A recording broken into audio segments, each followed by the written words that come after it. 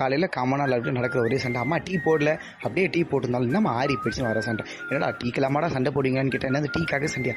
பொண்ணு வீடு பார்க்க போனா டீ, மாப்பிள்ளை வீடு பார்க்க போனா டீ, கல்யாண வீட்டுக்கு போனா டீ, கருமாதி வீட்டுக்கு போனா டீ, ஏன் வீட்டுக்கு போனால் கூட டீடா? என்னடா தெரியும் உங்களுக்கு? மச்சான் வெயிலாக இருக்குதுன்னு அவன் சொன்னா, வாடா மச்சான் டீ குடிக்க போகலான்ட்டு ஒன் லவ் அப்படின்னு சிம்பிளை போட்டு டீ குடிக்க போகிறோம்.